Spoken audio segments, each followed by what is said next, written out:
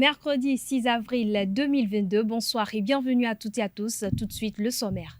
Le Conseil des ministres s'est réuni ce mercredi 6 avril 2022 sous la présidence effective du chef de l'État, chef du gouvernement, président de la République, Patrice Talon.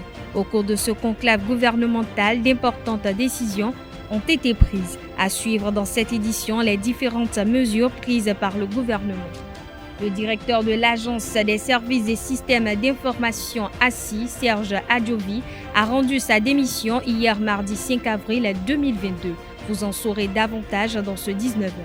Le projet Right Here, Right Now 2 est désormais mis en œuvre au Bénin afin de promouvoir la santé et les droits sexuels des jeunes et la justice en matière de genre. À suivre le compte-rendu de la cérémonie de son lancement officiel.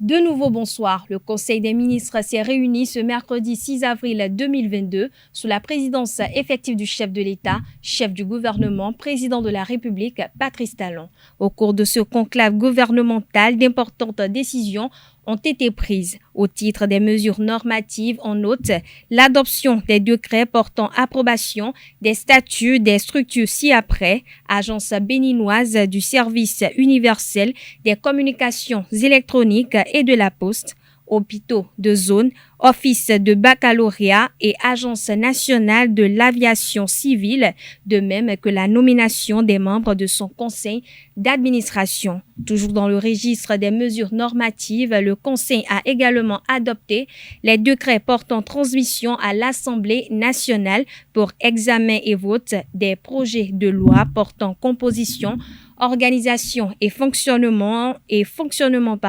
attribution de la Cour suprême. Statut des magistrats de la Cour suprême, règles particulières de procédure applicables devant les formations juridictionnelles de la Cour suprême.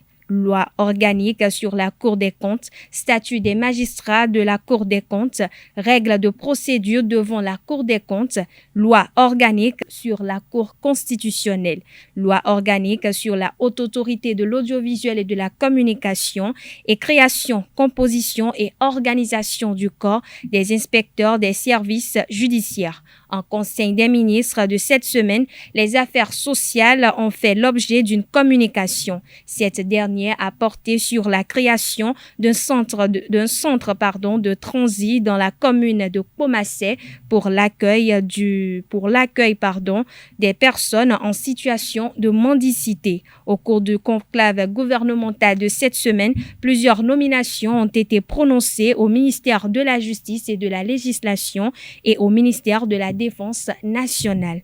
Ainsi, se présentent de façon sommaire et expéditive les grandes lignes du Conseil des ministres de cette semaine. Nous y reviendrons plus en détail dans nos prochaines éditions.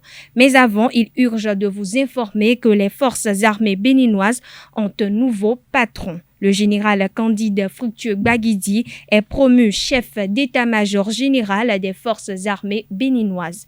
La décision a été prise à travers une séance hebdomadaire du Conseil des ministres de ce mercredi 6 avril 2022. Le nouveau chef d'état-major général des forces armées béninoises est pétri de 35 ans d'expérience et commande l'armée de terre depuis novembre 2016. Le directeur de l'Agence des services et systèmes d'information ASSI, Serge Adjovi, a rendu sa démission hier mardi 5 avril 2022.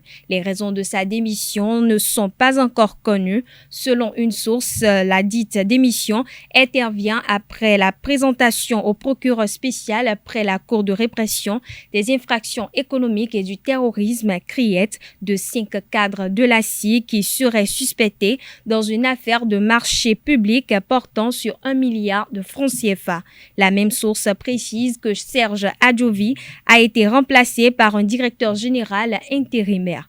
Pour rappel, l'Agence des services et systèmes d'information ASSI est l'entité nationale en charge de la mise en œuvre opérationnelle des programmes et projets entrant dans le cadre des stratégies de développement des services et systèmes d'information numérique sécurisés au Bénin.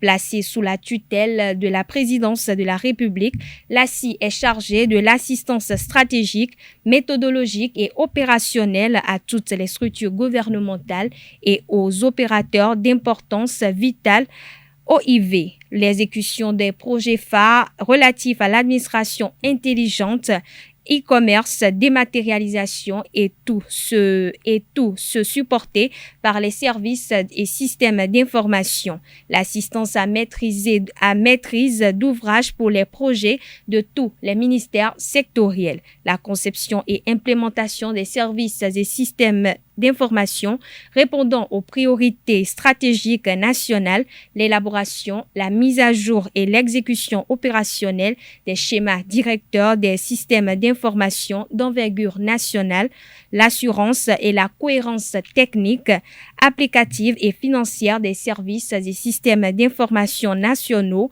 l'hébergement, le contrôle et l'accès sécurisé aux données et informatiques critiques et informations critiques, de l'État et des opérateurs d'importance vitale, du renforcement des capacités des ressources humaines dans le domaine du numérique et de la promotion des technologies, des systèmes et des savoir-faire contribuant au développement de la confiance numérique.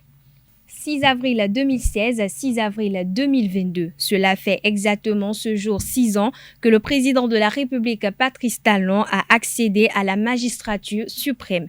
Depuis son accession au pouvoir, le président de la République a entrepris plusieurs actions fortes et inédites à la tête du pays, et ce, dans tous les secteurs. À cette occasion, quelques citoyens de la ville de Cotonou ont eu à livrer leur appréciation sur le bilan du chef de l'État. Ils sont au micro de Aneldo.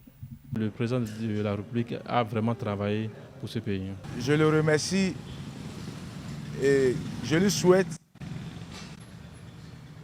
en tout cas et du courage. Qu'il ait le courage pour continuer le reste de son mandat. Ça fait exactement 6 ans que le président Talon a pris les rênes du pouvoir des mains du président Boni Yahi. Après une élection remportée face à l'ancien Premier ministre Lionel Zinsou.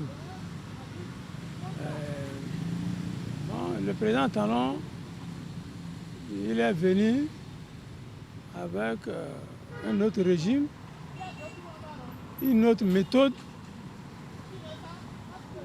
Il a pu imprimer sa marque aux Béninois, sa méthode de gouvernance, avec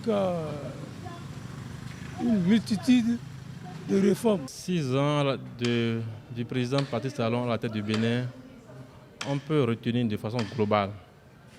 D'abord, la première chose, c'est les grandes actions, c'est-à-dire la construction des grandes infrastructures routières, énergétiques, sur le plan de l'aménagement du territoire également. On a vu que le président Talon, qui au début avait affiché de grandes ambitions pour le pays, n'a pas manqué de les tenir. On voit aujourd'hui que le pays vraiment a un chantier complètement. Il y a des chantiers qu'on a finis et qui montrent que vraiment le paysage du Bénin change sur le plan infrastructurel. Sur le plan aussi de l'administration, on voit que beaucoup de choses ont changé. L'administration est devenue plus performante avec l'entrée des plateformes informatiques qui permettent désormais aux citoyens d'avoir les services qu'ils souhaitent facilement, plus à l'aise, sans se déplacer. Donc il y a ces deux côtés-là qui ont vraiment marché selon moi. Il y a de l'eau, qu'on appelle les infrastructures sur le plan de la fourniture de l'eau ont été aussi vraiment améliorées. L'énergie électrique, j'en ai déjà parlé. Côté positif, son asphaltage. Il y a eu quelques tronçons de goudron qui ont permis à certains quartiers de Cotonou d'être éclairés, d'être modernisés. Bon, c'est bon. Sur le côté culturel, on nous a ramené 26 œuvres d'art. C'est bon aussi. Il a pu faire ce qu'il a pu. Sur le plan les infrastructures. On a vu sur ce point, avec l'asphaltage, il a pu faire quelque chose. La voie barrière à Gontikonla, moi, j'en suis très content de la réalisation de cette voie-là. La voie à Gontikon barrière. Hein? Je suis très content parce que je me posais la question de savoir quand est-ce que cette voie sera aménagée. Et il est venu, il a fait. Il a fait aussi certaines voies vers Akokbato, là-bas. Les bonnes actions, je ne vais pas vous mentir, au moins concernant la corruption ambiante, ça s'est régularisé un peu. Les coupures qu'on fait n'importe comment là, ça s'est un peu redressé. Il a parlé du hautement social. Tout ça c'est récent, hein? Bientôt 1 an. Mais vous savez, il y avait Covid, avec la cherté de la vie, tout ça là. Même avant ça, sur le plan social, il peinait toujours à trouver les solutions adéquates. Et il n'est pas le seul. Même ses prédécesseurs. Côté sportif, nous avions chuté. Nos écureuils, moi je suis un ancien footballeur, nos écureuils n'ont pas pu être qualifiés ni à la CAN, ni à la Coupe du Monde. 1 point nous manquait. C'est pas bon. Aucune œuvre humaine n'est parfaite, donc on voit qu'il y a beaucoup de choses à refaire, surtout sur le plan humain. C'est vrai, le président a promis que le mandat qu'il a commencé en 2021 sera hautement social. Donc les Béninois l'attendent encore sur ce point, surtout les travailleurs du public comme du privé. On attend à ce que les moyens soient donnés aux travailleurs, le pouvoir d'achat soit augmenté. Vous voyez, depuis 2016 que le président Talon est là, il n'y a pas eu d'augmentation de salaire. Beaucoup de gens se plaignent, les enseignants se plaignent, les policiers se plaignent. Donc sur ce plan, les gens l'attendent beaucoup parce que le pouvoir d'achat est très faible. Donc on attend de grandes relations, les enseignants, les journalistes également, parce que sur le plan de la communication des médias, grand chose n'est pas prévu pour eux aussi. Donc ils attendent que le chef d'État jette un coup d'œil sur ce secteur pour que les médias puissent vraiment vivre comme cela devait être. Sur le plan des réformes, dans l'avenir, ça serait bien. Il ne faut pas se leurrer. On sait qu'aucun président du monde ne peut venir partager de l'argent. Non. Aucun président du monde ne peut venir où 100% tout le monde sera heureux, tout le monde sera content, tout le monde va l'applaudir. Jamais. Mais il doit prendre les exemples passés pour construire le futur.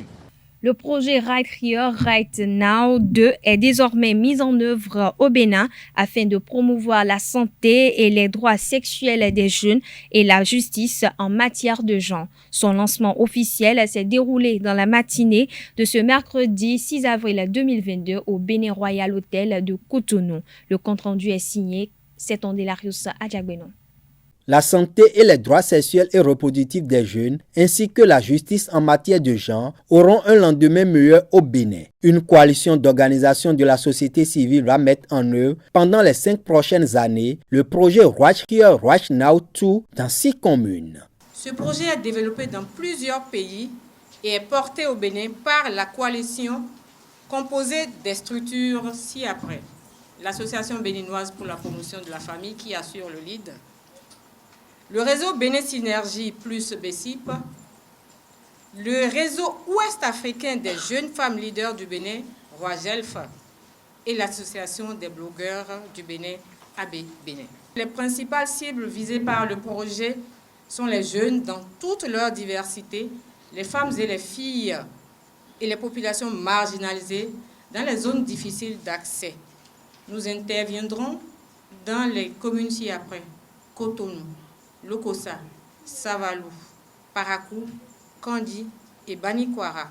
Dans une synergie d'action, les 4 organisations vont mener des activités permettant aux jeunes de jouir de leurs droits à une éducation complète à la sexualité et à une orientation sexuelle responsable. Le projet Right Here, Right Now 2 au Bénin se veut être un incubateur de solutions innovantes qui s'intègre à la vision commune des membres de la coalition, celle de promouvoir la santé, les droits sexuels et reproductifs des adolescents et jeunes et la justice en matière de genre à travers des stratégies clés comme l'accès à l'information et à l'éducation, le plaidoyer, la mobilisation sociale et politique, le renforcement de la société civile et surtout le renforcement des capacités. Notre ambition est qu'au-delà même de ce programme, nos actions soient durables et pérennes dans le temps afin que les générations à venir bénéficient suffisamment de l'héritage. Le Royaume des Pays-Bas, à travers Rutgers, va appuyer la coalition dans la mise en œuvre et le suivi du projet RHRN2. Les Pays-Bas sont depuis longtemps et depuis, je dirais, comme priorité la santé et les droits sexuels et reproductifs comme grande priorité de l'axe de coopération. Right Here, Right Now vient dans un pays où il y a déjà, beaucoup de choses se font déjà. Donc il va falloir être très fin pour ne pas doubler, pour ne pas refaire, pour vraiment être le plus efficace possible, pour vraiment chercher de la synergie, pour vraiment renforcer ce qui se fait déjà, amplifier ce qui se fait déjà et pas recommencer. Au regard de l'importance des questions liées à la santé et aux droits sexuels et reproductifs des jeunes, le Parlement béninois s'engage à soutenir le projet. Il est donc légitime, que dis-je, il est de notre devoir en tant que représentant du peuple et de surcroît coordonnateur du réseau des parlementaires béninois pour la population et le développement,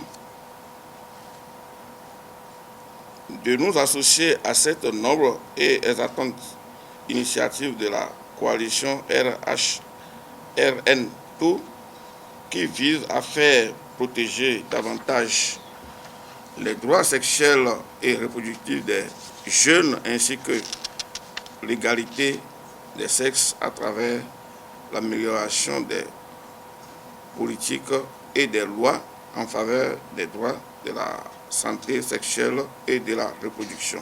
Les membres de la coalition ont animé un panel de discussion pour informer sur le rôle et la contribution de chaque partie prenante à l'atteinte des objectifs du projet Right Here, Right Now 2 au Bénin.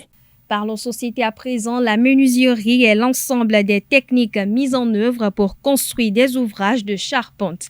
Le but de ce métier est de fabriquer des outils et objets de mobilier à travers la mise en forme et l'assemblage de menus pièces de bois. En effet, il s'agit de transformer des bois en des objets, de lui conférer une forme donnée tout en lui donnant une utilité. À travers ce reportage réalisé par Francis Farami et Quentin Amoussou, je vous invite à découvrir l'univers du métier de la menuiserie à Cotonou. Suivons ensemble. C'est à force de gestes précis et rythmés que Kevin donne vie à différents mobiliers. Ce menuisier transforme le bois. Il a pour but d'en faire des outils et accessoires, des meubles et bien d'autres. Pour atteindre cet objectif, il mobilise certains outils.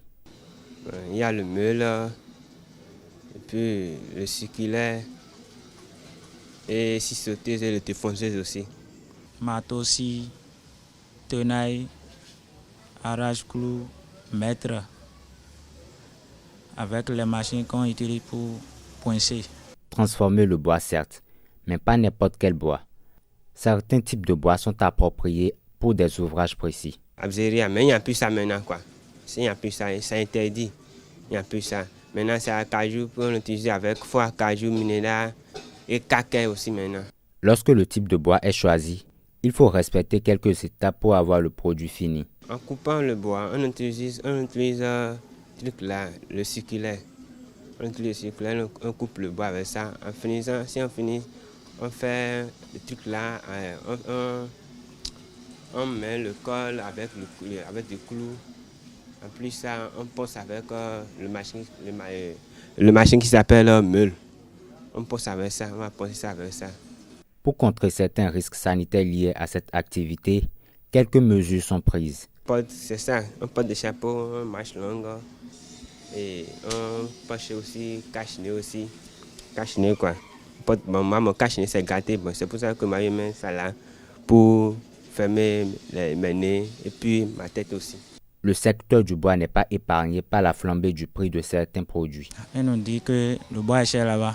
Et pour transporter ça vers Coton, là, il y a les menuisiers, il y a les douaniers sur la voie, il y a les tasseurs qu'on paye là-bas. Là. Le prix de bois augmente, l'argent de travail aussi augmente.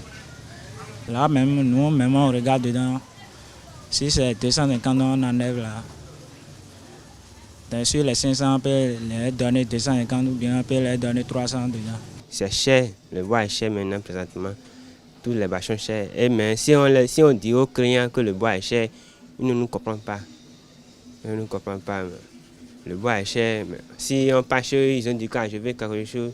Et si on les parle, ils sont obligés, ils disent que bon, c'est cher, c'est cher. Ils ne savent pas que c'est le bois qui est cher. Parce que tu achètes ça, tu vas encore mettre ça à la scierie. Eux aussi vont prendre leur argent là-bas. Donc c'est pour ça que si nous on dit leur prix ou quoi, qu'on les tasse, c'est pas ça. Donc voilà un peu ça, mais on est capable de faire ça quand même, de faire ça et de la manière qu'il veut. La menuiserie, comme d'autres activités et métiers, font aujourd'hui face à une difficulté majeure, celle du manque d'apprentis. Parlons sport à présent. Les universitaires de l'ESAE ont croisé les crampons avec leurs homologues de la faculté des sciences et techniques FAST ce mardi 5 avril 2022 au campus d'Abomey-Calavi. Un match amical comptant pour les préparations de la phase zonale des championnats universitaires du Bénin qui démarre le 19 avril prochain. Reportage à Colombo-Rousseau. Les étudiants de l'ESAE ont battu 3-2 leur homologue de la faculté des sciences et techniques ce mardi 5 avril 2022 sur la pelouse synthétique du campus d'Abomey-Calavi. Pourtant, les locaux entament bien la partie en ouvrant le score dès la 23e minute. Adenigné Chérif, dans un face-à-face, envoie un bolide dans la lurcane de Hermel Alagbé.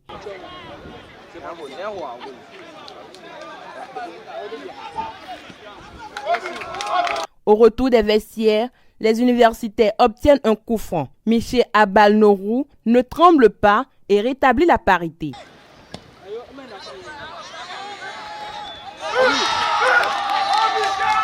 Après l'égalisation, la FAST obtient un pénalty sur cette action. Diverso Jérémy transforme le pénalty. 5 minutes plus tard, les universitaires obtiennent également un pénalty à la suite de ce contact à l'entrée de la surface.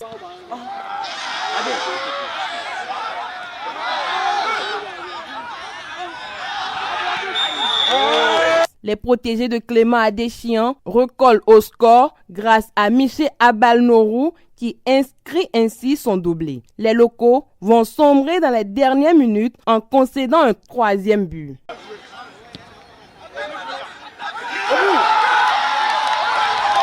Il nous reste encore beaucoup à faire.